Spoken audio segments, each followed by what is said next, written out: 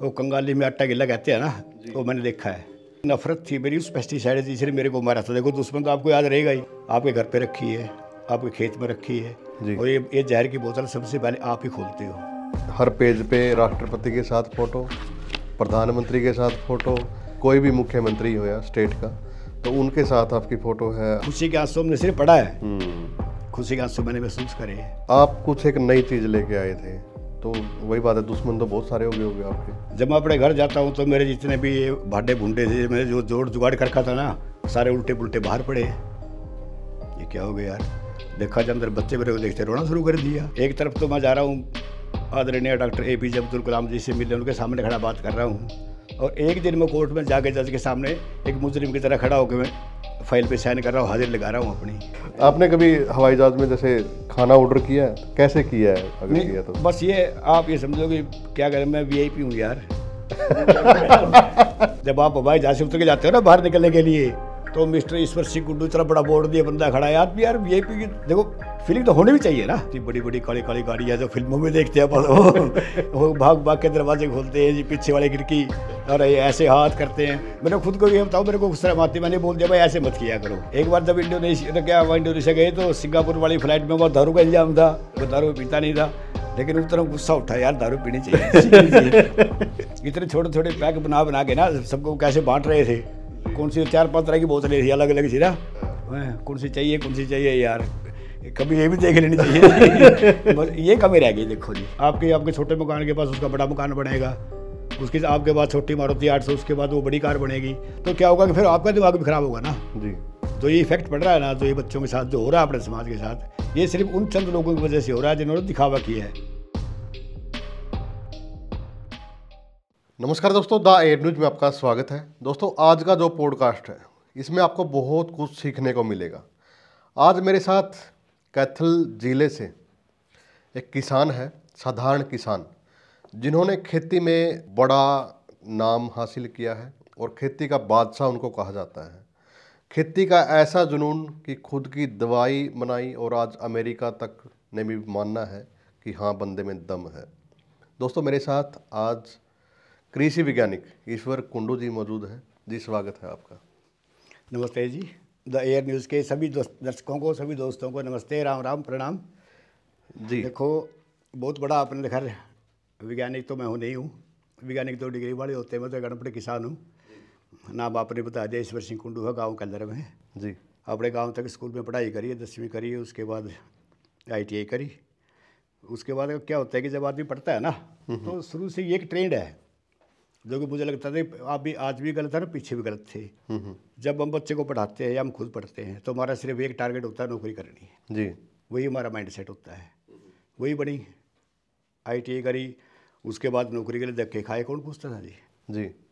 आपको पता है नौकरी का उस ज़माने में तो 1984-85 में तो कुछ और ही सिस्टम थे। एक बार इंटरव्यू दिया था मैंने, तो वहाँ उन्हें सारे सवाल पूछ लिए, SDM कौन है, DC कौन है, फलाना कौन है, मेरे काम का पूछा ही नहीं। उसके बाद तो मेरे को ऐसी एलर्जी होगी, मैंने कभी उसके बाद तो मैंने अप्लाई करा ही नहीं। कहीं एक ही बार ट्राई करी आपने? एक ही बार ट्राई करी, मैंने देख लिया भाई ये तेरे लिए है ही नहीं। कि जो चाहिए होता ना मेरे पास नहीं था ना जी। टैलेंट कौन पूछता है? लेकिन टैलेंट को ही पूछ रहा है आज की तारीख में। देखो, ये बातें खुल के आएंगी जब खुली बातें कर रहे हैं ना आप, एक भाई तरह खुली बात करेंगे, फॉर्मल बात तो अपनी है ही नहीं। उसके बाद फिर मैं दिल्ली चला गया। किसी ने कहा भाई बतरा ड्राफ्ट्समैन कर रखी है, कोई ट्रेसर की किसी जैसे कोर्ट को अंदर बैठते हैं ना, ये ड्राफ्ट्समैन बैठते हैं, वो ट्रेसर की तेरे को मिल जाएगी कहीं ना कहीं जी। एक बंदे रेफरेंस दिया, वहाँ गया तो वकील के पास एक ड्राफ्ट्समैन बैठा था, उन्होंने कहा बेटा हमारे काम नहीं चल रहा, हमारी बेरोजगारी जैसा हाल है, मैं तेरे को काम कहाँ से दें, लेकिन मैं तेरे को देखते हुए तेरी जो लगन है ना, तेरी बातचीत हुई में, तो ऐसा कर ले मेरे साथ मुंशीगिरी कर ले। मेरा मुंशी बूढ़ा हो गया, अंग्रेजी में कर लेगा जी, मैं कुछ तो कर लूँगा जितना भी है। चलो जी, उनके साथ काम करना शुरू किया, दिल्ली देख ली, दिल्ली का हिसाब किताब आ गया जी। एक महीने में मतलब ये समझो कि मैंने उसका सारा काम सही ढंग से कर दिया, तो मेरी थोड़ी सी इज्जत बढ़ेगी काम करते। फिर काम प्राइवेट सेक्टर में तो यही है ना, आप काम करोगे तो मालिक आपकी तो इज्जत करेगा ही। तो जो पुराने मुंशी थे उसके वो चिरने लग गए, तो वहाँ मैंने वो नौकरी भी छोड़ दी। तो वहाँ दिल्ली का रोशनारा रोड, आज लोगों को तो पता नहीं, पुराने वालों को पता है जी।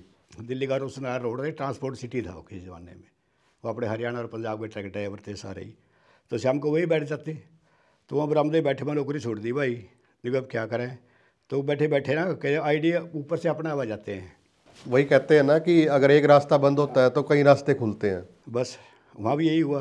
वो एक ना वैसे बात राजन को चाय बनाने आवे है, मैं तो सब कुछ बना सकता हूँ, चाय में क्या दिक्कत है। देखो यह एक पुराना चाय वाला ऐसा नखरे पी गया सारी इस लाइन में ना, सारा अकेला ही है यो, नखरे बहुत ज़्यादा है। ऐसा कर तो चाय की दुकान कर ले। पूरी थोड़ी थी मेरे ख्याल 300 रुपये मेरे पास तनख्वाह भी नहीं थी, 300 रुपये से सैलरी थी उस टाइम। तो 500-700 जी घर से लाए, 700-800 रुपये का जुगाड़ करके अपने वो लाल किले के सामने से बर्तन भांडे इकट्ठे करे। मतलब अगले दिन रात में प्लानिंग करके हमने अगले दिन दुकान जमा दी, चाय की दुकान करी हाँ आपने? चाय की। बस ऐसे की दुकान थी ना, उसके तरफ बरामदा बना हुआ था, उनसे उठ बैठते अच्छे लोग थे सारे ही। वे तो मेरी दुकान के आगे लगा ले तो यहाँ तो कोई छिड़ेगा। और रात वो पीछे एक वो थी, एक ओंकारा फाइनेंस कंपनी थी, उनके स्टाफ से भी अच्छी थी। रात को हमारे साथ सो जाएगा, और बन गई सोने की जगह चाहिए, काम करने की जगह मिल गई जी। तो जी खैर वहाँ से काम अच्छा चल पड़ा। उसके बाद इंदिरा गांधी वाला कांड हो गया, वो ट्रांसपोर्ट वहाँ से उठ गई तो वो काम भी छूट गया। फिर गांव में आके वे क्या करें ये समझ लो। उसके बाद तो मैंने ये समझो अपने बुजुर्ग कहे करते हुए गधे जोड़ के तो मैंने खेती करी नहीं, बाकी मैंने काम को छोड़ा नहीं। काम को यही मैं कुछ न कुछ करता रहा। मैं वर्कशॉप भी लगाई जी, यानी कि टायर पंचर तो लगाए। उसके बाद बीज दवाइयों की दुकान करी। जो आप मेरा सांस फूलता हुआ देख रहे हैं ना, हाँ। तो ये इसका उसी का जहर का असर है ये। अच्छा। तो जहाँ से कहानी शुरू होती है ना, यानी कहीं ना कोई प्रेरणा मान लो इसको, या ऊपर वाले का कोई इशारा मान लो। अब इतने साल से लोग दवाइयों की दुकान कर रहे हैं, मेरे से पहले के बैठे हैं जी। किसी को जुकाम तक नहीं हुआ, तो मेरे को क्यों हुआ? क्यों हुआ? उस टाइम फोरेट आता था, थाईमेट के नाम से, इस तरह के नाम से लोग जानते हैं जी। तो उसकी ऐसी थी, अगर बस में आपने एक थैली रख दी ना तो बस के अंदर से सवारी उतर के भाग जाती थी, इतनी बुरी बस के ऊपर रखवाते थे उसको। तो वो जो दुकान में रखी, रात को सामान आया था तो सवेरे जो दुकान खोली कहीं लीक था, वो बस उसमें गैस भरती गई उसकी, तो अब आदत पड़ी हुई थी बदबू की, तो बदबू में बैठे ना, उस स्मेल में वो स्मेल तो बिल्कुल है जी। थी। हाँ। तो वहीं बैठे बैठे जी मेरे मतलब इतना इफेक्ट हो गया कि मेरा सारा जो इम्यून सिस्टम है ना, ये तो गाड़ी तो लंबी पड़ेगी, ये मतलब ये है कि अंदर से उसने सारा सिस्टम तोड़ दिया, सारा इम्यून सिस्टम से लेके फेफड़े तक। तो डॉक्टर ने ये कह दिया था ये अकेला बंदा ऐसा है जो फोरेट के इफेक्ट से बचा नहीं, इसे कोई बचता ही नहीं जी। वो दुकान भी छूट गई जी। यानी ऊपर वाला पूरे तो बात आगे देख रहा था। हाँ। वापस गांव में आ गए दोबारा से, फिर अपने वही टायर पंचर वाले, अपने वेल्डिंग जितने भी, यानी कि सिविल के ट्रांसफर करने वाला आदमी और मैकेनिकल काम करने लग जाए तो ऊपर वाला के समझो कि खेल तो खेल ही रहा है कोई ना कोई। हाँ। लेकिन काम बस ये था कि मतलब टायर पंचर की भी काम हाँ, करे मतलब आपने? ये था कि मेरे को ये थी, मैंने कभी भी खाली बैठने की मेरी आदत नहीं थी। मैंने काम करना, चाहे कुछ भी करना है, कुछ भी करना है। बस मेरे को ये नहीं था लोग क्या कहेंगे, ये तो मैंने कभी सोचा ही नहीं। क्योंकि स्कूल के टाइम पे भी मैं अपने सब्जेक्ट से बजाय ना मैं बाहर की चीज़ें ज़्यादा पढ़ता था जी। यानी ये समझ लो कि 9वीं क्लास में मैंने मक्सिम गोरकी से लेकर दुनिया भर के रूसी लेखक तक मैंने पढ़ लिए थे। उस टाइम में फ्री किताबें आया करती थी रूस की, हमारा रूस का एक ऐसा संबंध आ रहा, फ्री किताबें मिलती थी। हाँ। तो कहीं ना कहीं से मैं ढूंढ लाता, शरद चंद्र से लेके मैंने दुनिया भर के सारे मैंने विद्वान पढ़ लिए थे जी। तो मेरी क्या थी, मेरी आदत थी बस एक अपना मेरा अलग सी दायरा था। मेरे कोई दोस्तों के साथ खेलना या इस तरह करना, वो तो मेरा संपर्क कभी था ही नहीं। तो पढ़ाई लिखाई और ये मतलब काम करने की ये थी भाई मैंने काम करना है बस। मैंने ये नहीं सोचा भी लोग क्या कहेंगे, ये टायर पंचर लगा रहा है, वेल्डिंग कर रहा है, फलाना दिखड़ा, मैंने कभी सोचा ही नहीं। सोचा ही नहीं। काम कोई छोटा बड़ा नहीं होता। काम तो कोई छोटा होता नहीं जी, काम तो जब छोटा, जब आप नाकामी की तरफ जाते हैं, अपना देखते हैं यार लोग क्या कहेंगे पड़ोसी। जो आज बड़े बड़े आप बिजनेस टाइकून देख रहे हैं ना, उनकी स्टार्टिंग ऐसी ही थी और मैंने पढ़ी हुई थी सारी। इसलिए मैं सारा भी, अगर आप खाली बैठे रहोगे तो क्या होगा, आपके दिमाग पे बुरे असर जाना उसका, नेगेटिविटी बढ़ेगी, आप गलत काम करोगे, गलत लोगों के साथ उठ बैठ होगी आपकी जी।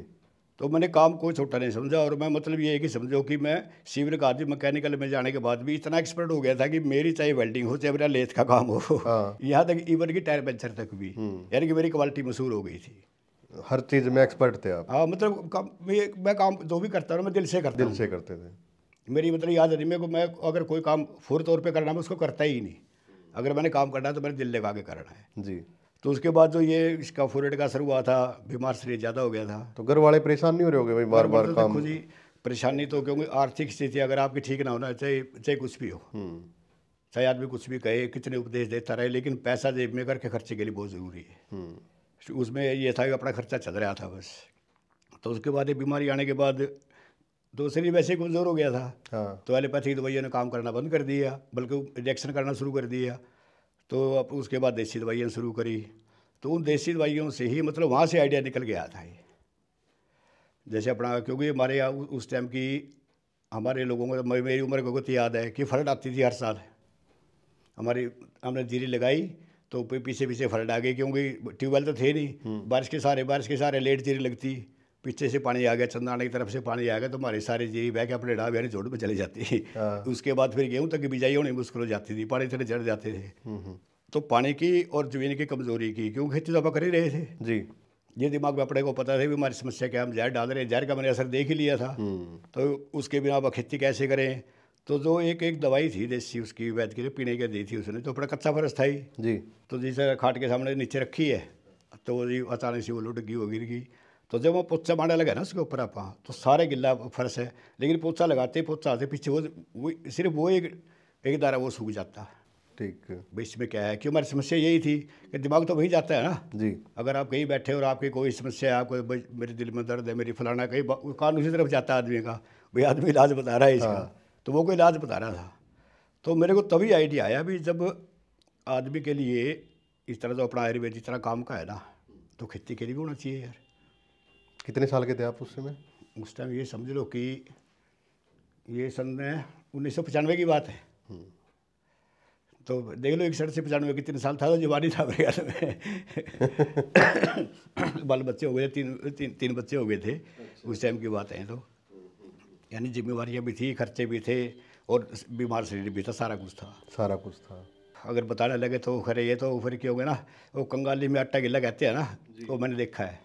तो बिल्कुल। और 35 साल के बाद लगभग आपका सफ़र शुरू हुआ। हाँ, उसके बाद फिर ये नया रास्ता मिल गया। आज आपकी ये उपलब्धि है कि देखो आप हर पेज पे राष्ट्रपति के साथ फ़ोटो, प्रधानमंत्री के साथ फ़ोटो, या फिर कहें कि कोई भी मुख्यमंत्री हो या स्टेट का, तो उनके साथ आपकी फ़ोटो है, आप को बुलाया जाता है।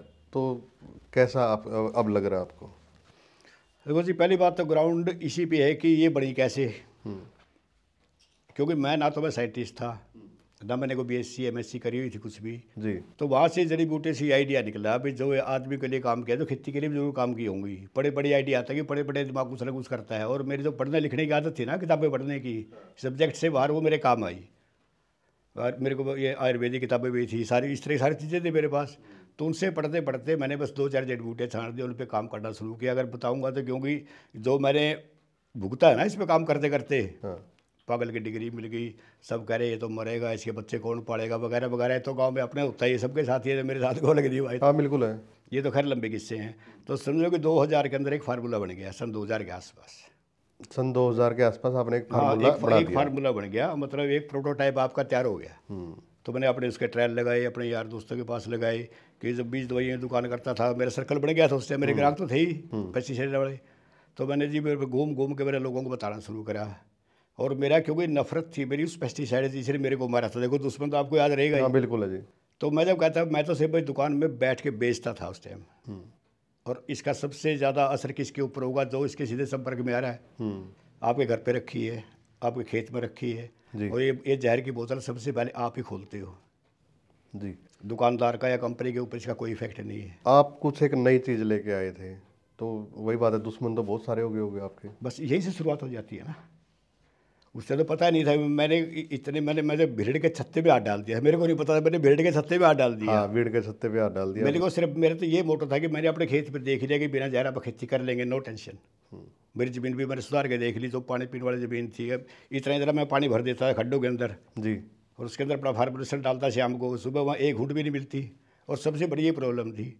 और जब ज़मीन ने पानी सोखना शुरू कर दिया, इसका मतलब ज़मीन के अंदर कुछ जिंदा कुछ जीवन शुरू है उसका, तभी तो पिया है। वहाँ को मैंने वैक्यूम पंप थोड़े लगाया, उसने खींच लिया।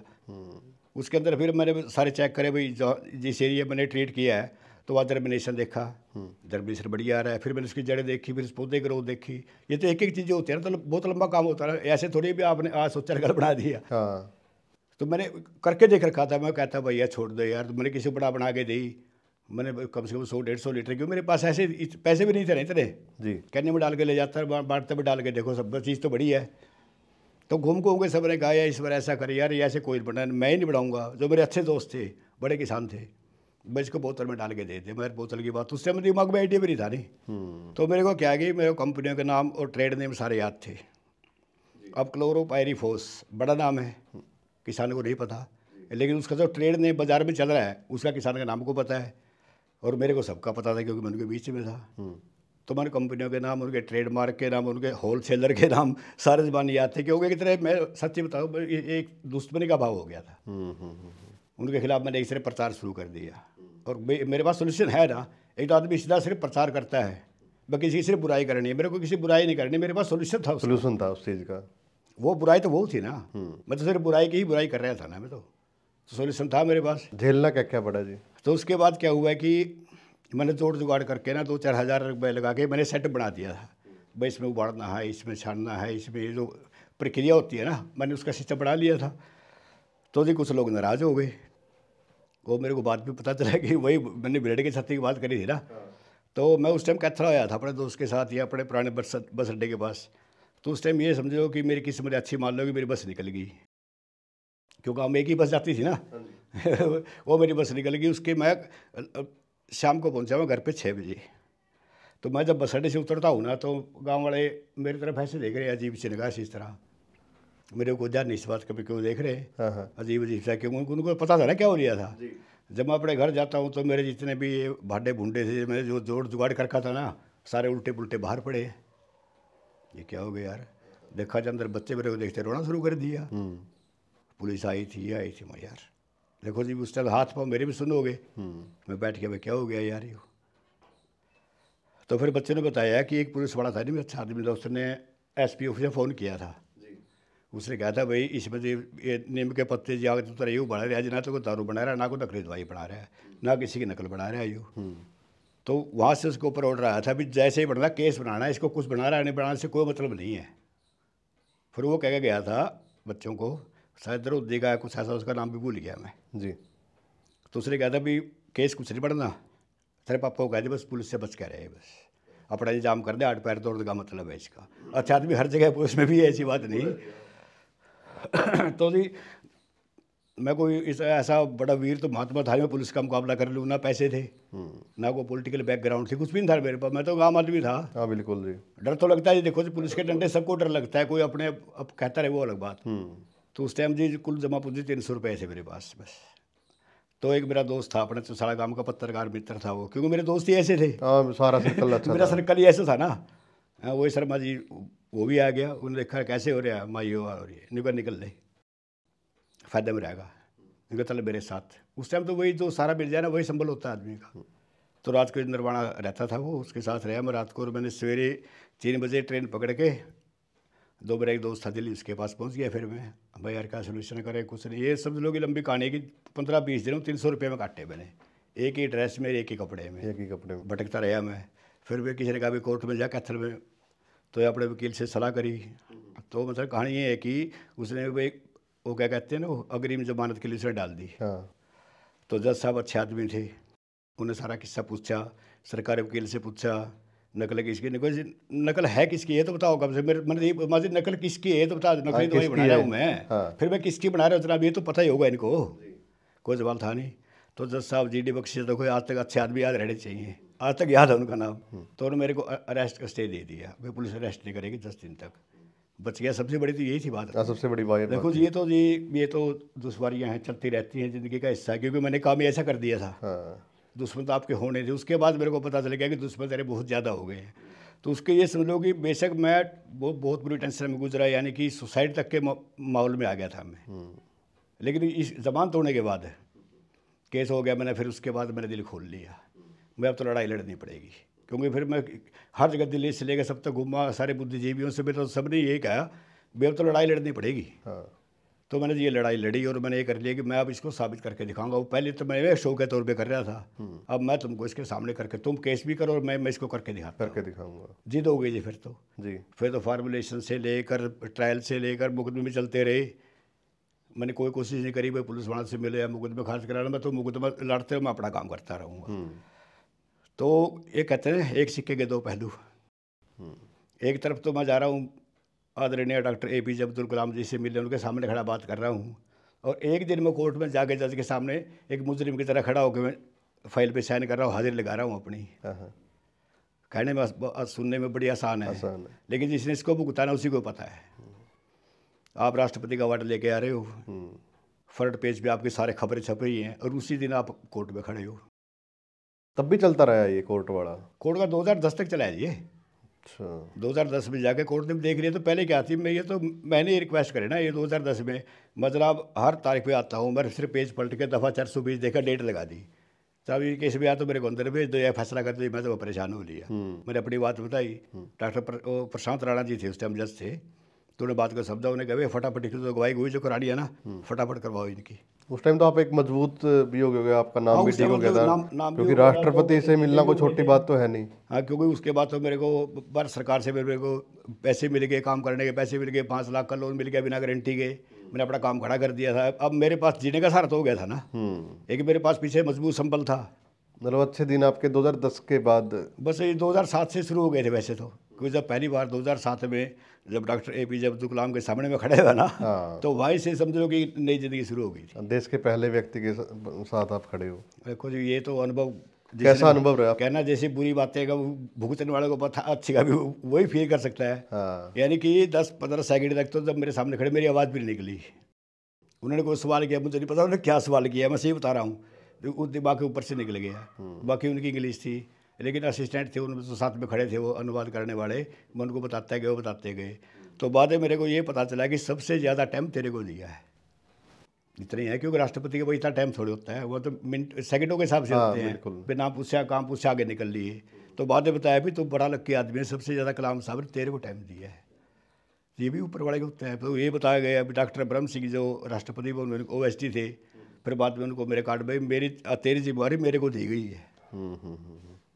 जो अगर कोई समस्या तेरे को कभी आए ना, तो ये कार्ड है, मेरा फ़ोन नंबर है, कोई भी दिक्कत आती है ना तो मेरे को फ़ोन कर दियो। यानी कि राष्ट्रपति भवन ने मेरा इतना साथ दिया है ना, मेरा ग्राहक भी बना, मेरी खरीदारी भी करी, मेरी सपोर्ट भी करी, मेरे को 3-3, 4-4 दिन मेहमान भी रखा VIP के तरह। ये छोटा काम नहीं होता जी, एग्जीबिशन में मेरे को बुलाना। यानी कि जो भारत के राष्ट्रपति भवन ने मेरी मदद करी है ना, और ये किसके कारण हुई, मूल को भी नहीं भूलना चाहिए।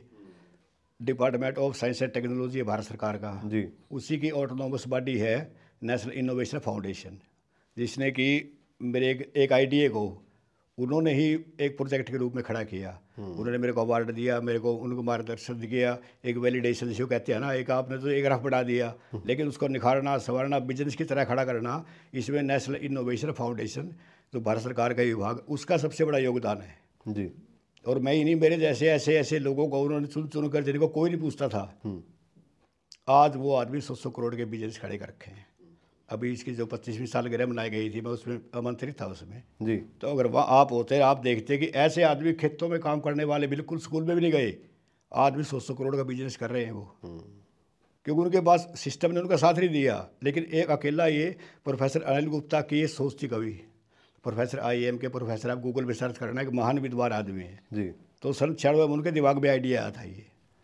बट डिग्री वाले साइंटिस्ट तो बहुत है, ये जो कर रहे हैं ठीक है, लेकिन जो एक्चुअल साइंटिस्ट गांव के अंदर बैठे हैं ना, उनको निखारना है जी। जब राष्ट्रपति जी से अवार्ड मिला तो फिर गांव रिश्तेदारों का फिर क्या कुछ नज़रिया था आपके? देखो जी, एक बार तो उस टाइम होता है कि मतलब मैं VIP बन गया था मेरे को भी होगा था यार, मैं भी पूछूंगा तो, क्योंकि जब आपके फ्रंट पेज पे आ रही है, उस टाइम तो अखबारों का जमाना था ज़्यादा। हाँ बिल्कुल जी। 2007 में अखबारों का ज़्यादा था, TV की इतना ज़्यादा नहीं था, तो था तो लेकिन इतना ज़्यादा नहीं था। अखबार पे फ्रंट पे अखबार में पढ़ते और अखबार आते भी खूब थे।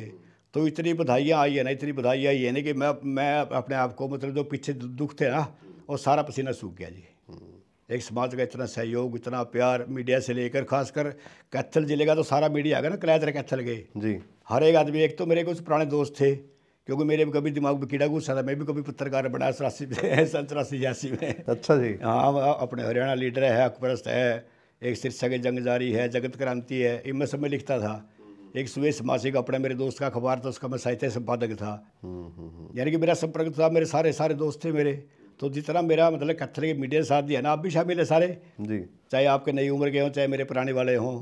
तो जितना मेरा कैथल मीडिया, इतना शायद किसी का साथ नहीं दिया, किसी पॉलिटिकल का भी साथ नहीं दिया हुआ, बड़े नेता का भी, जितना मेरा साथ मेरे कैथल के मीडिया वालों ने दिया है।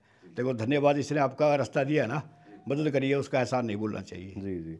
और आज लोग आपको वैज्ञानिक मानते हैं, लोग कहते हैं। और तो फिर क्या याद आता है? स्कूल के दिन कुछ याद आते हैं? संघर्ष साथ के साथ याद आता है? बिल्कुल बिल्कुल। देखो जी, ये चीज़ तो आदमी कोई बोलता ही नहीं, अकेला बैठता हूँ तो सारे पुरानी चीज़ें सारी याद आती हैं।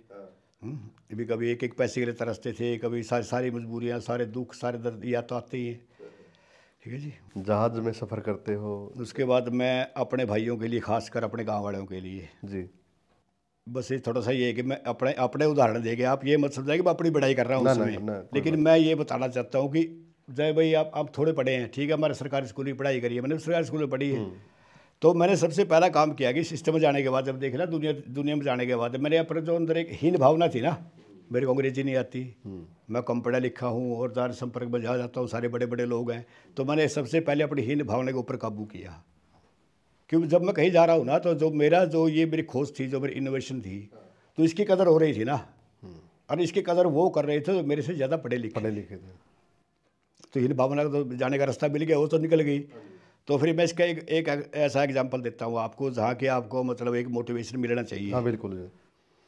किसी ने आसाम का मेरा एक दोस्त था, तो उसने महिंद्रा एंड महिंद्रा का कंपटीशन था, उसने मेरा ऑनलाइन अपने आप अप्लाई कर दिया। ये आपकी कमाई होती है अच्छे दोस्त। हाँ कमाई है सर। ये भी कमाई होती है, तो मेरे को पता भी नहीं था उसका। असली कमाई तो यही है। हाँ, तो उसने मेरे को फ़ोन करके बताया, देखो बड़े भाई मैंने आपका अप्लाई कर दिया है। क्योंकि जब आप बाहर जाते हैं दोस्त बढ़ जाते हैं आपके। मैं किसके देखो महिंद्रा स्पार्क राइज है, उसमें 44 लाख के 4 लाख कर 40 लाख के 2 बड़े बड़े अवार्ड है। मैं यार मेरे को कौन पूछेगा, इसमें कुछ आता नहीं, देखो आप कर लोगे, हौसला मिल गया ना। तो पहले 4 लाख का जब हमारा कंपटीशन था, प्रेजेंटेशन वो मंगाते रहे। उस टाइम मोटा मोटी मैंने जुगाड़ लगाया, कंप्यूटर सीख लिया था। उस टाइम आपको पता 2 GB महीने बड़ा होता था ना, वो नेट की स्पीड। एक बार बैठ जाते हैं आराम से, वो अपलोड हो जाएगी फाइल। उस ज़माने से मैंने मैंने प्रेजेंटेशन बनाई।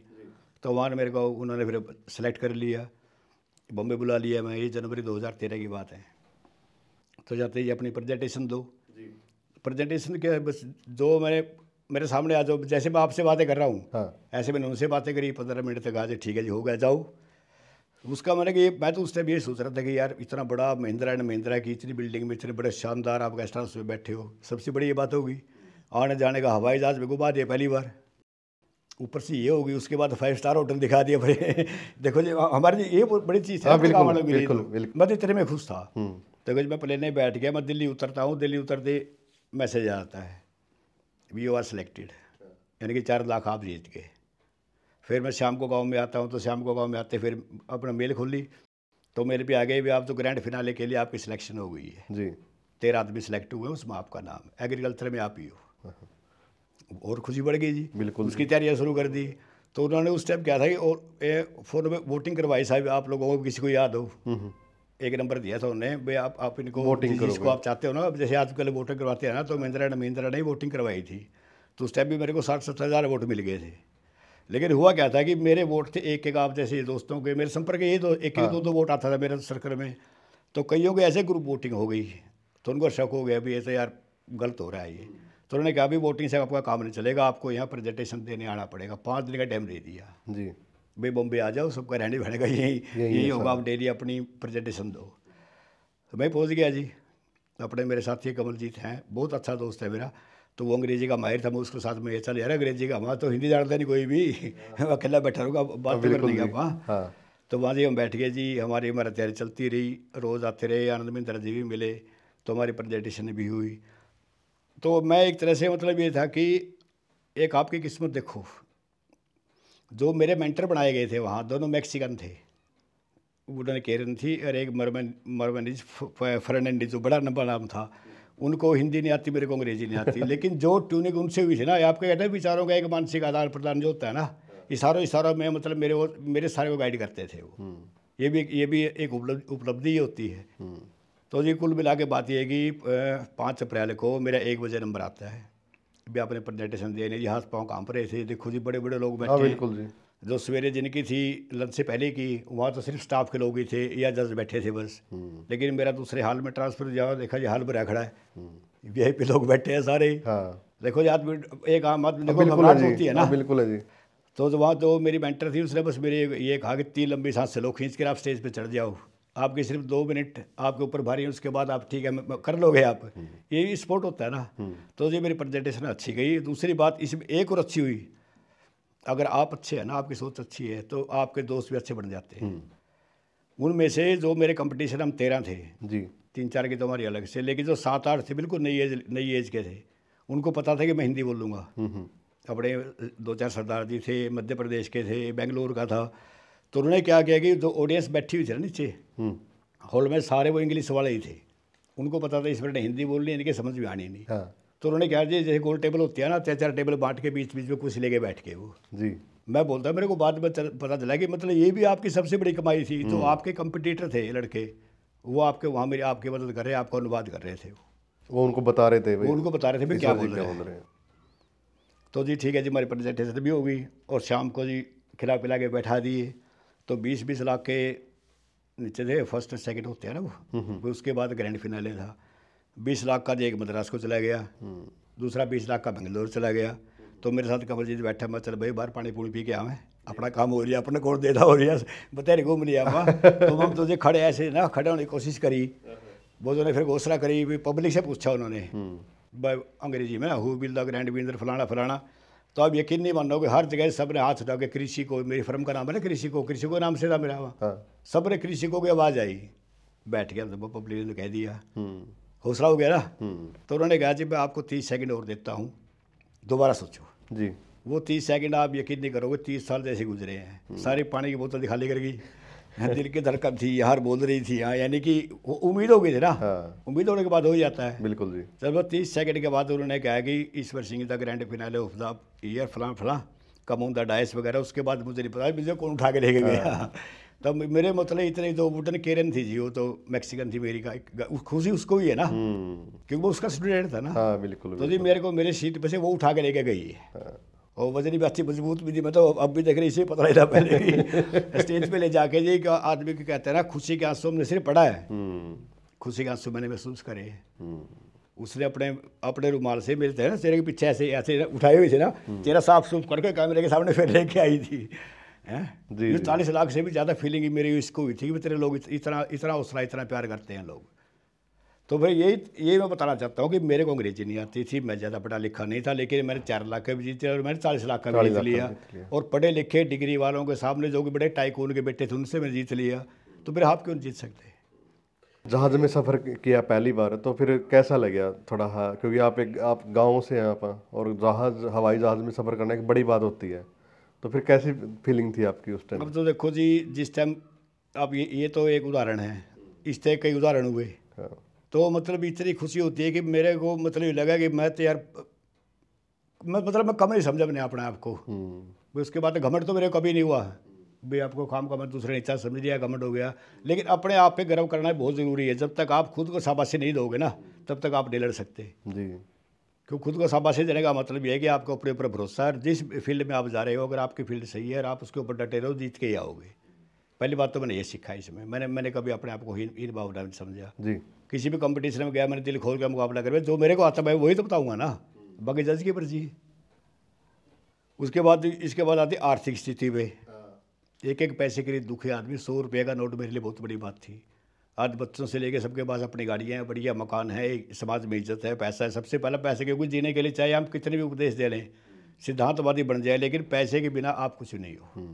ये तो मानना पड़ेगा आपको भी। अगर आपकी आर्थिक स्थिति मजबूत है, क्या होगा, क्योंकि आपका घर में शांति है, आपके पास पैसा है, उसके बाद आप कुछ भी कर सकते हो, क्योंकि फ्री हो आप दबाव से फ्री हो। अगर दबाव घर की चिंता को रहेगा, आप कुछ भी नहीं कर सकता। उसके बाद मैंने जो किसानों को जागरूकता अभियान चलाना या जहर मुक्त खेती में मैंने कोशिश करनी है। ठीक है जी, मैंने सारे काम करे।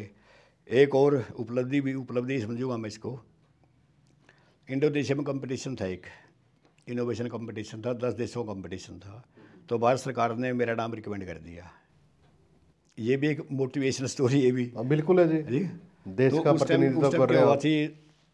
मेरा छोटा भाई था, उसकी डेथ हुई सिर्फ 5-7 दिन ही हुए थे, और मेरा मतलब दिल इतना था कि मैं उसके बिना रह नहीं सकता था। हमारा इतना था, बिल्कुल बुखार जैसी हालत थी जी। लेकिन वहाँ से फ़ोन आ गया अहमदाबाद से, जी आपको इंडोनेशिया जाना है। उनको पता भी था कि आपस में पता चल जाता है भाई इनके साथ ये हादसा हुआ बैठा है।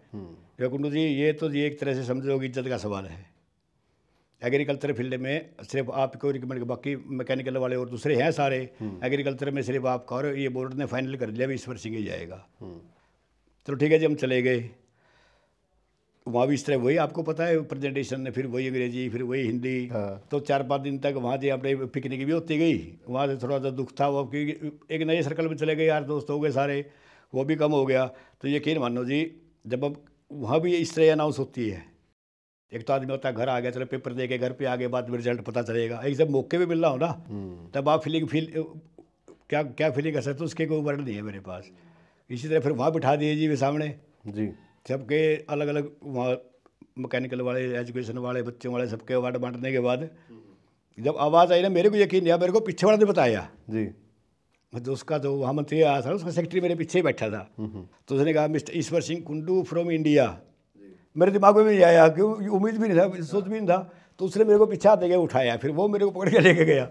और तेरी के ऊपर जाने के बाद फिर मेरे स्टाफ वाले जो अपने इंडिया वाले साथ में गए थे, अरे कुंडू कहाँ गए, सोया था कि मतलब ये जी ऐसे होते हैं अचानक बरसी खुशी है ना, ये आदमी मिल जाती है अगर आप अपने आपके ऊपर भरोसा और आप सही काम कर रहे हो। नो इंडियन नेशन में कौन सी सिफारिश थी मेरी?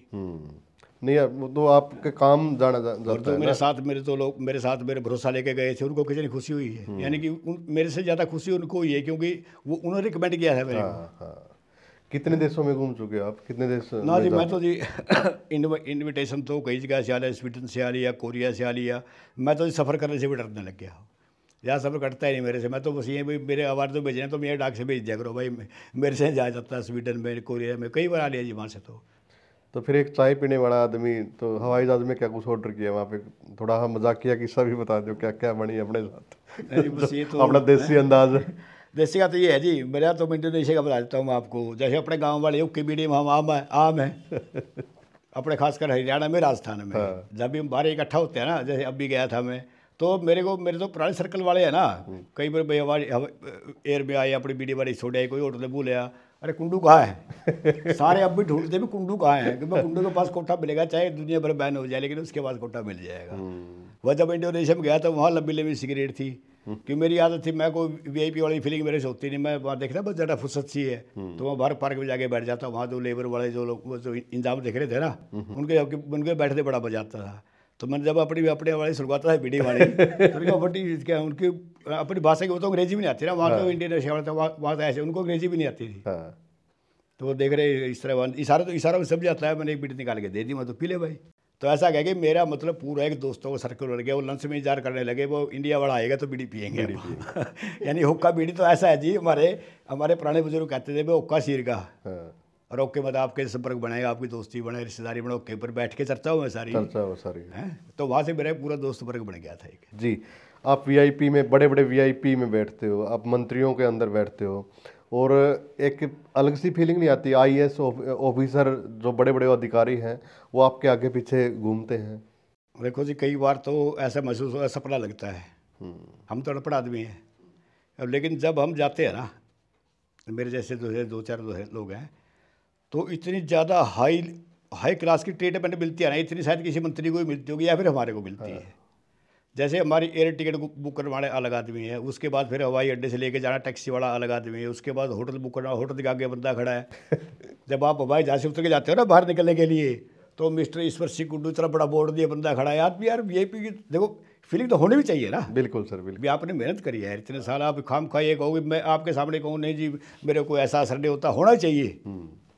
अभी तो मोटिवेशन मिलता है ना। आपने जब नेगेटिविटी भुगती है तो पॉजिटिविटी का आनंद क्यों लोगे आप? तो फीलिंग करनी चाहिए, हाँ भाई आई एम समथिंग होना चाहिए आदमी को। चाहे मजाक में समझो कुछ भी कहो। फिर आप जब होटल में जाते हो तो आपका मैं आपको थोड़ा सा और बता देता हूँ। जैसे अभी भी गया था ना, अहमदाबाद गया था मैं वहाँ, तो क्योंकि मैं आपको ये बता दूँ कि जो उसकी जो गवर्निंग बॉडी है ना, national innovation foundation science and technology department की, उसकी मैं एक अनपढ़ आदमी आपके सामने बैठा बात कर रहा हूँ, मैं उसकी इतनी बड़ी गवर्निंग बॉडी में, सोसाइटी में मैं उसका मेंबर हूँ। और पढ़िया तो आपने देखा है कि सरपंच मेंबर बढ़ जाए तो गाड़ी के ऊपर, अपनी कार के ऊपर इतने बड़े अक्षरों में मेंबर फलाना फलाना लिखता है। क्योंकि यहाँ मैं देखो कि इसके लिए पता ही यार, साइंस टेक्नोलॉजी का अपने सिस्टम के लोगों को नहीं पता, अपने सरकार के लोगों को नहीं पता। अब बीच में आपको बता दूँ एक मैं इनोवेशन जी, किसको पता है, कितने लोगों को पता है इनोवेशन क्या है? अपने सारे सिस्टम में जहाँ पे बैठे हैं ना, एक आप खिलाड़ी हैं, एक तमगा ले आते, बहुत बड़ी बात होती है, उपलब्धि है अपने गाँव के लिए। तो गाँव, जिला, शहर, सरकार उसके ऊपर टूट पड़ती है। और किसी का आलोचना नहीं कर रहा हूँ, सिर्फ तुलना कर रहा हूँ। तुलना कर रहे हो। उसमें क्या होता है कि एक परिवार का बेनिफिट हो गया, उसमें मान लो किसी को 1 करोड़ मिल गया, 50 लाख मिल गए, उसी के परिवार का बेनिफिट होता है ना। लेकिन जो इनोवेशन होती है वो समाज का बेनिफिट करती है। हमारे यहाँ फ़र्क है कि इनोवेशन की टैलेंट में इतना मतलब दिखावेबाजी में, शोसेबाजी में अपने अपने देश में होता ही है। तो खैर ये तो छोड़ दो जी। अब जब मैं बता रहा था पीछे में, वहाँ टैक्सी में लेके गया जी, मैं तो होटल में गया तो वहाँ पे रूम अलाट हो रहे थे। तो होटल वाले ने गलती से, मेरे समय 208 नंबर था, मेरे साथ एक बंदे को और जोड़ दिया।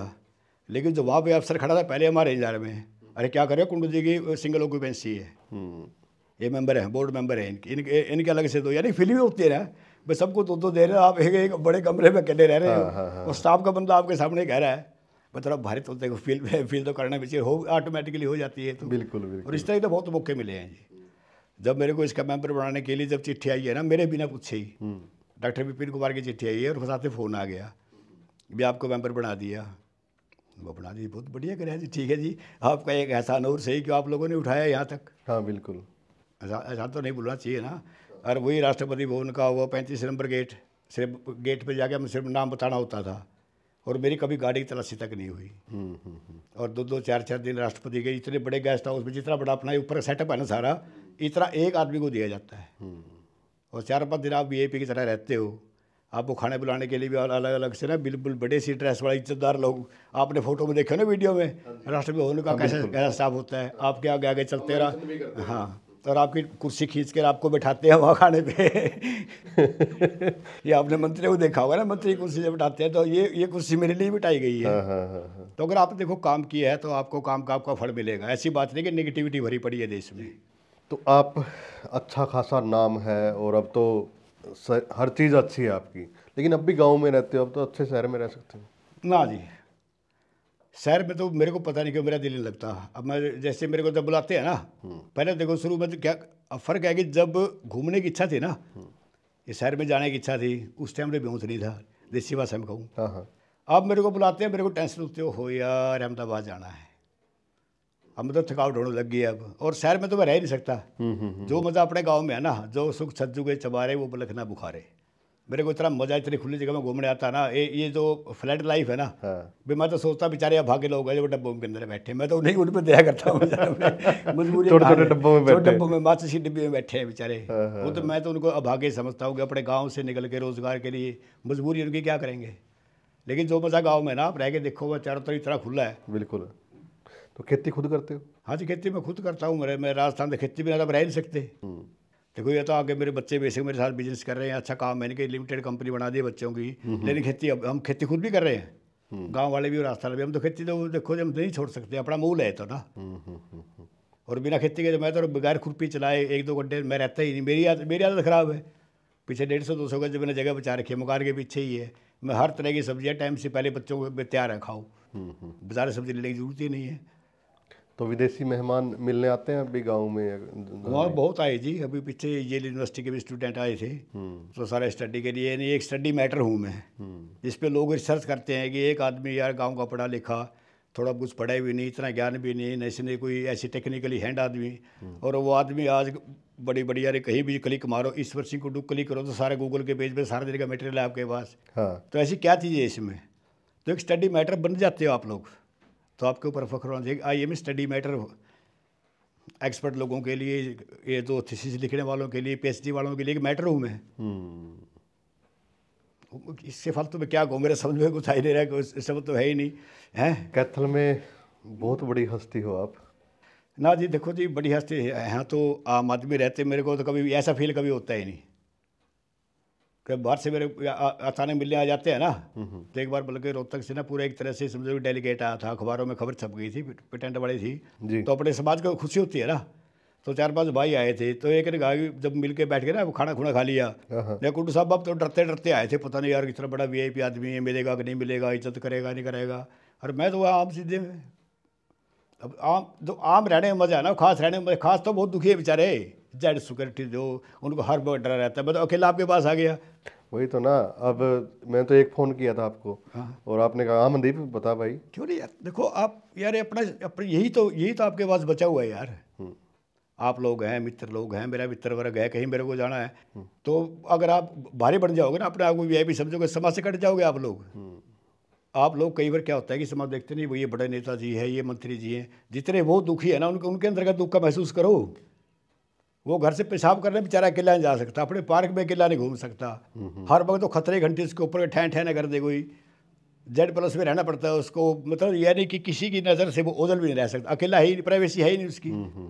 आप और हम तो उनसे ज़्यादा गई ऊंचे हैं। मैं आपकी सोशल मीडिया देख रहा था, आप हंसी मजाक करते रहते हो, अपडेट रहते हो। आप हवाई सफ़र कर रहे थे, कहीं गए थे, अदर कंट्री में गए थे या कहाँ आप, या अपने देश में ही गए थे? अभी की बात है, 4-5 दिन पहले, 10 हाँ, दिन अभी बस पहले। वही अहमदाबाद टूर पे गया था बस। तो आपने लिखा कि जो कृषि मंत्री जी ने कहा था ना कि सीटें इंडिगो की सीटें में दिक्कत है, तो वो ठीक होगी। हाँ, बस ऐसा देखो जी, नेगेटिविटी फैल गई थी। हाँ लेकिन अगर कोई अच्छा काम करा वो भी बताना चाहिए ना। जी। और उसमें आपने ये भी देखा होगा कि मैंने उसमें फिर दोबारा पोस्ट लगाई थी। जब मैं अहमदाबाद गया तो वहाँ पे बात चल पड़ी, तो लोग गाय कुंड साहब, ये अहमदाबाद है, गुजरात है, दिल्ली से अहमदाबाद जो भी फ्लाइट आएगी बिल्कुल नई आएगी, चकाचक आएगी, खाना भी एक क्वालिटी का मिलेगा उसमें, सर्विस भी एक क्वालिटी ही मिलेगी। इसलिए आप भोपाल वाले को भूल जाओ, अहमदाबाद वाले को याद करो, यहाँ से मजाक की चीज़ें थी। आपने कभी हवाई जहाज में जैसे खाना ऑर्डर किया है, तो कैसे किया है अगर नहीं, किया तो? बस ये आप ये समझो कि क्या करें, मैं VIP हूँ यार। मैं मजाक कर रहा हूँ। मेरे जब टिकट जब मेरे मैंने अपने पैसे टिकट बुक करवाई नहीं।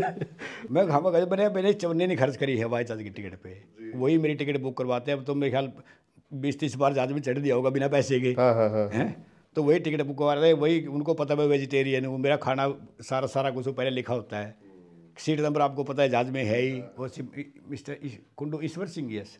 और वो पैक बनाता निकाल के रख देते हैं सामने अपनी बैठ के, पैक मिलता है सारा कुछ। तो खासकर ऑर्डर करने की जरूरत ही नहीं जी। एक बार जब इंडोनेशिया गए तो सिंगापुर वाली फ्लाइट में वो दारू का इंतजाम था, वो दारू पीता नहीं था, लेकिन उस तरह गुस्सा उठा, यार दारू पीनी चाहिए। इतने छोटे छोटे पैक बना के ना सबको कैसे बांट रहे थे, कौन सी 4-5 तरह की बोतलें थी अलग अलग सी ना, कौन सी चाहिए यार, कभी ये भी देख लेनी चाहिए। बस ये कमी रह गई, देखो जी है ऐसे, देखो फीलिंग तो होती है उनमें है। VIP तो पूछते हैं भी हाँ भी कौन सी, मैंने मना कर दी, मैं पीता ही नहीं। अगर हवाई जहाज में जैसे बाथरूम वगैरह आया तो उसके लिए क्या व्यवस्था थी, क्या कुछ बोला व्यवस्था आपने? देखो बाथरूम में होती है, लेकिन अपने ऊपर हंसना ही बड़ा अच्छा लगता है कई बार। मैं तो पहली बार कोई गया किस्सा था ना, बताओ, मैं किस्सा सुनना चाह रहा हूँ। पहली बार जब मैं बाथरूम में वो गया, सीट से उठ के बाथरूम जाना है, हाँ तो दरवाज़ा खुलता था, उसका अंदर मेरे को पता है, मैं उसको बाहर खींचूंगा, फिर ना कुछ साला पकड़ देगो। मैं मेरे ख्याल से 4-5 एक शर्म आती है आदमी को, यार लोग क्या कहेंगे, यार बेवकूफ़ आते दरवाजा भी नहीं खुलता। हाँ, और VIP किसी VIP पूछ सकता सीट है। आदमी, वहाँ तो सारे VIP होते हैं, ज़्यादा बैठे हैं। तो एयर होस्टेस आके मैंने चुपके से पूछा, ये खुलता कैसे है तो बता दो, मैंने कहा जी अंदर खुलता है ये, तब बड़ी हंसी आई जी अपने आप पे। पहली बार की बात है, इस तरह कई चीज़ें हो जाती हैं जी, हैं। एक वजह से हवाई अड्डे में कहीं आप जाते हो तो आपको पता है सिक्योरिटी वाले अपने हरियाणा के, राजस्थान के बहुत हैं, तब देखते हैं कुंडू ईश्वर सिंह हरियाणा से, बड़ी बड़ी, यानी कि आप कहीं भी दूर जाओ, अगर आपका चाहे इंग्लैंड चले जाओ, आज आपका गांव का है ना, आपका पड़ोसी आपसे नहीं बोलता, लेकिन वही पड़ोसी अगर आपको जाके बम्बई मिलता है ना, तो कितनी फीलिंग होती है उसको भी आपको भी। जब दूर जाओ तब अपनापन दिखता है। जब हम साथ साथ रहते हैं ना, तब आपकी कई चीज़ें होती हैं जो आपके मतलब फ्रिक्शनबाजी होती है, लेकिन जब आप दूर दूर होते हैं ना, तब पता चलता है कि आपके वाकई आपका भाईचारा है, इसको निभाओ। दूर जाके पता चलता है। तो राष्ट्रपति से सभी से मिल लिए जी? कौन से राष्ट्रपति से? आमने सामने तो डॉक्टर कलाम साहब से और श्री कोविंद जी से तो आमने सामने मिली खूब बात हुई है। बाकी प्रणब मुखर्जी के टाइम में आपको पता ही होगा, इतना बड़ा सम्मान दिया था कि शायद एक हमारे लिए, किसानों के लिए, गाँव वाले के लिए बहुत बड़ी है। जब 15 अगस्त आप है ना स्वतंत्रता दिवस के ऊपर प्रोग्राम होता है राष्ट्रपति का, VIP प्रोग्राम, एट होम कार्यक्रम बोलते हैं उसको, यानी कि 14 अगस्त को शाम को एक मतलब VIP लोगों को बुलाते हैं राष्ट्रपति जी, 20-30 लोगों को ज़्यादा होते हैं बस, अपने साथ चाय पीने के लिए। तो उनमें मैं भी था, आपने पढ़ा अखबारों में ये सब क्या था, बिल्कुल है। तो ये छोटी बात, ये तो कहने में छोटे, लेकिन जब फील करता है ना आदमी, राष्ट्रपति जी ने आपको चाय पर बुलाया है, और ऐसे प्रोग्राम में जहाँ सिर्फ 20-30 सारे देश से छांट के लोग बुलाए होते हैं। उसके बाद फिर कोई ये जैसे इनोवेशन स्कॉलर का प्रोग्राम होता है ना, इन रेजिडेंस का, तो एक विदाई समारोह होता है उनका। उस विदाई समारोह में उनको विदा करने के लिए स्पेशल मेरे को बुलाया गया भी आप इनका इन रेजिडेंस का फंक्शन पूरा हो गया, आप सीनियर इनोवेटर हो, तो इनको विदा करने के लिए आपको आना है। ये भी एक बहुत बड़ी उपलब्धि होती है। जब राष्ट्रपति भवन में 2019 में ये चिट्ठी आती है कि आपको राष्ट्रपति भवन के इन रेजिडेंस प्रोग्राम में एज ए इनोवेशन स्कॉलर, यानी कि स्कॉलर बना दिया ना, अनपढ़ आदमी सेलेक्ट किया जाता है और आप 4 दिन तक यहाँ राष्ट्रपति भवन में रहेंगे। देखो जी, ये तो बस जिसने देखा है ना उसी को पता है कितनी फीलिंग होती है। इस तरह वीआईपी टाइप का इतनी बड़ी बड़ी काली काली गाड़ी है जो फिल्मों में देखते हैं वो भाग भाग के दरवाजे खोलते हैं जी, पीछे वाली खिड़की, और ऐसे हाथ करते हैं। मैंने खुद को ये बताओ, मेरे को शर्म आती, मैंने बोल दिया भाई ऐसे मत किया करो। भाई मेरे सामने ऐसे सल्यूट वगैरह खिड़की में खोल देता हूँ यार, तुम मेरी खिड़की ना खोला करो, बस दूसरे ने नहीं खोल लिया करो। लेकिन वो प्रोटोकॉल ये अच्छा लगता है, प्रोटोकॉल मजबूरी है ना भैया। देखो नहीं खोले उनकी नौकरी पे, उन पे सवाल पूछता, उनका अफसर भी तो है ना जी। बहुत सारी बातें की आपने आज। बस ये कई तरह के, देखो जी ये तो ज़िंदगी में ना 2007 के बाद तो इतना कुछ हुआ है ना, उसके बाद दुश्मन भी बहुत हुए हैं। मेरे ख्याल में जितनी इंक्वायरी है मेरी, जितनी शिकायत मेरी इसके बाद भी हुई है ना, शायद किसी की नहीं होंगी। लगातार 2-3 साल तक मतलब पूरा अपने सीएमओ को मेरे पीछे लगा दिया, सीएम ऑफिस को मेरे पीछे लगा दिया था। भाई कैसे भी करो इसका भट्टा गोल करो बंदे का। तो आपका समझ लो जी, हेल्थ डिपार्टमेंट से मेरा कोई मतलब नहीं जी, कोई काम नहीं, उससे इंक्वायरी को भेज दिया। अपने शायद गर्ग साहब थे, आए मेरे पास, नेकुडो साहब आपकी कंप्लेंट आई है, शिकायत मुझे हेल्थ डिपार्टमेंट का। मैं खुद शर्मिंदा, उनको चाय पिला दो, मैं देख लेता हूँ, तो मैंने लिखना मेरे को पता है। ये तो जी कोई आपसे कोई जलाबू नगड़ा बैठा है कोई। उसके बाद आयुष डिपार्टमेंट वाले आ गए, एग्रीकल्चर डिपार्टमेंट, सीआईडी हो गई जी, आपकी विजिलेंस हो गई। विजिलेंस का नाम सुनते तो आपको पता है कि अगर पता चले आपकी विजिलेंस का छापा बड़ा है तो क्या क्या फीलिंग होगी आदमी, कुछ नहीं बचता ना। लेकिन मैं उनसे भी निकला और सबसे इज्जत से निकला और सारे मेरे दोस्त बन गए। सीआईडी से लेके, विजिलेंस से लेके, जितने मेरी शिकायत करी है ना, डीसी भी आ गए, एसडीएम ऑफिस भी आ गए, मेरे दोस्तों की संख्या बढ़ती गई, वो हारते गए। अब सच्चाई की तरफ थे ना, मैं डरे नहीं कभी। पढ़ाई से बड़ा टैलेंट को मानते हो? देखो जी, पढ़ाई इतनी ज़रूरी है कि आपको जोड़ घटा आ जाए, तो आपकी भाषा के ऊपर आपका भाषा ज्ञान होना चाहिए। आपको अपने समाज का आसपास किस दायरे में रह रहे हो उसका ज्ञान, देखो पढ़ाई तो ज़रूरी है।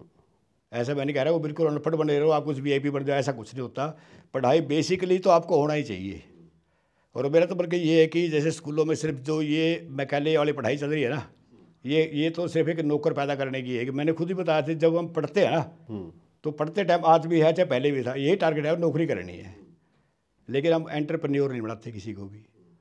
हम स्कूल से हम शिक्षा क्यों दें? टेक्निकली अब एक गाँव में मान लो आज इतना मॉडर्न है कि इतने एसी लग गए हैं, अगर एक एसी और फ्रिज का और वॉशिंग मशीन का एक मिस्त्री काम करते 2 बैठ जाए ना तो लाखों रुपये कमा सकता है जी। लेकिन उनका दिमाग ऐसा कर दिया कि आप 8-10 हज़ार की नौकरी करोगे, घर से बाहर जाके दूसरों को येसर करोगे, लेकिन अपना काम नहीं करोगे। आप बाहर 20 हज़ार की नौकरी कर रहे हो, लेकिन अगर गाँव में आप 10 हज़ार भी कमा रहे हो ना तो इज्जत तो है आपकी, तो 10 हज़ार आपकी सेफ है सारी की सारी, और आपके बढ़ने के चांस ज़्यादा हैं उसमें। यानी कि एंटरप्रेन्योर होना बहुत ज़रूरी है, और इसके लिए हमें सरकार को और अपने समाज को सबको काम करना पड़ेगा। तो रिश्तेदारी में चले जाते हो, टाइम लग जाता है? देखो जी, बुलाना तो देखो जाना पड़ता ही है, सारे अपना समाज तो निभाना पड़ेगा ना। बाकी 2-3 साल से थोड़ा शरीर ढीला रहने लग गया तो बच्चे ने संभाल रखा है। राजस्थान में चक्कर लगता रहता है? अब वहाँ भी, अब मैंने 2 साल हो गए वहाँ गए, क्योंकि अब तो बच्चे संभाल जाया जाता है ना। बाकी वो अपने गुजरात वाले हैं, उनके साथ टाई अप कर रखा है, वो नई तरीके से खेती की ट्राई कर रहे हैं वहाँ भी एक्सपेरिमेंट ही कर रहे हैं जी। आपसे बहुत कुछ सीखने को मिला है, तो क्या कुछ आप समाज को कोई मैसेज दोगे? मैसेज मैं पहले दे चुका हूँ। पहले बात अपने को छोटा मत समझो, जितना पढ़ लिया आप ठीक है, आपके जैसे माहौल था, जैसे आपके घर के हाल थे, आपने पढ़ लिया उसका। लेकिन हर एक बंदे के अंदर कोई टैलेंट होता है, मैंने तो फील किया इसमें। ऐसा ही आदमी कोई भी बेवकूफ़ नहीं होता भी, इसको कुछ नहीं पता, ऐसा कुछ नहीं होता है। लेकिन सिर्फ उसको निखारना या तो खुद ढूंढेगा, या उसका स्कूल ढूंढेगा, या इसका परिवार ढूंढेगा जी। अब अपनी ज़मीन बेच के विदेशों में जाना भागना, मैं तो देखो जिसको बिल्कुल पसंद करता नहीं। आपने 40 लाख बेच दिए, अपने बाप दादे की ज़मीन बेच दी आपने, और वहाँ भी रिस्क है ना। चलो आप कोई 100 में से 1-2 सेट हो गया, चलो ठीक है, लेकिन वो 1-2 सेट होना समाज के ऊपर कितना भारी पड़ता है, आप ये नहीं सोचते इस बात को। क्योंकि उसके डॉलर आएंगे, आपके छोटे मकान के पास उसका बड़ा मकान बनेगा, उसकी आपके पास छोटी मारुति 800, उसके बाद वो बड़ी कार बनेगी, तो क्या होगा कि फिर आपका दिमाग भी खराब होगा ना जी। जो ये इफेक्ट पड़ रहा है ना, जो ये बच्चों के साथ जो हो रहा है अपने समाज के साथ, ये सिर्फ उन चंद लोगों की वजह से हो रहा है जिन्होंने दिखावा किया है। भाई तुमने कमाया, तुम रखते अपना अमेरिका, दिखाना जरूरी था।